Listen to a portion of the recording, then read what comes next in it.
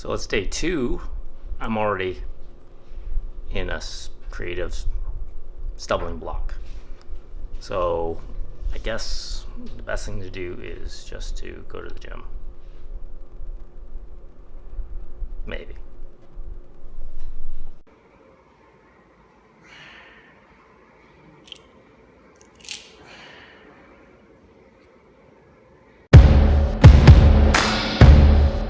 I get too deep sometimes in my own head, unstitch the fabric to find a common thread. Got caught up in the hustle and forgot to love.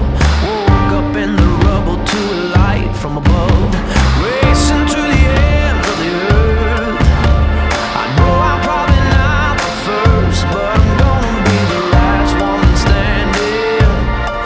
Ain't gonna dream, just demand it.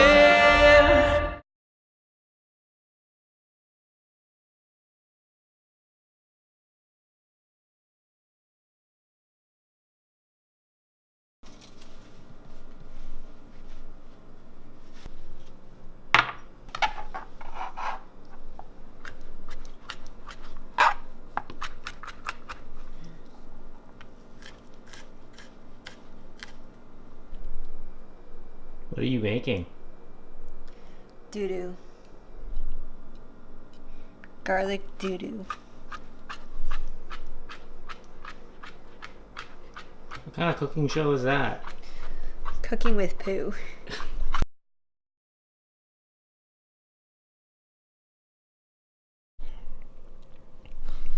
So I recently wanted to revisit an old project, and the project was titled Scream.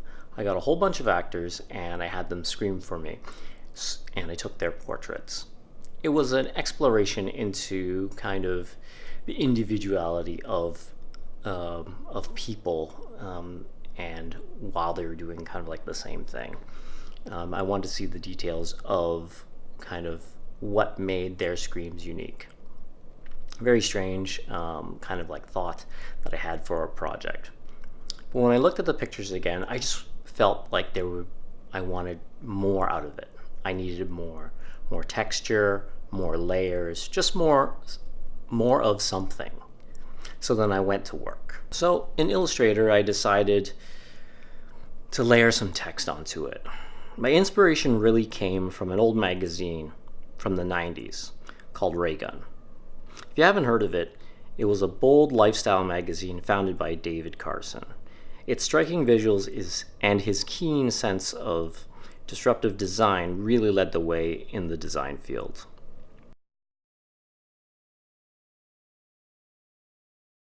With this being the backbone of my inspiration, I made some edits to the typography, distressing it and removing the counters.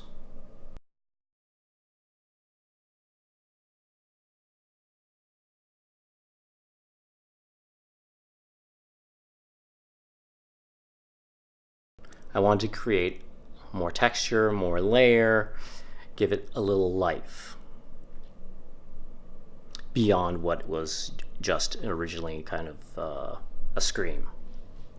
So really by the end of the working through this project, working through this kind of like addition to the project, I think I'm going to move forward and do the same treatment for across the board for all the other photos that I have in this series and see what comes out of it. And what I wanted to share with you today really was the idea or the concept that even though you may consider yourself a photographer, it shouldn't stop you from adding something in your photographs, because at the end of the day, your photograph is a representation of your vision and your creativity. So it doesn't have to be a documentation. It doesn't have to be entirely accurate in terms of real life. It just needs to represent your creative kind of construct in your mind. Go out there, take some great photos, make some great artwork.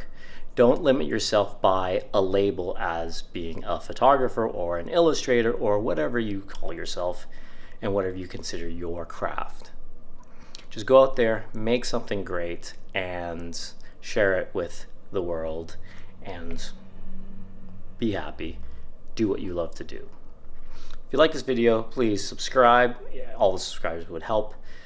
Any subscriber would help me in my journey in sharing my thoughts on creativity and creative business in general. If you like this video, please like it, and I will see you in the next one, hopefully tomorrow. Bye. I get too deep sometimes in my own head, unstitch the fabric to find a common thread. Got caught up in the hustle, forgot to love. Woke up in the rubble to a light from above.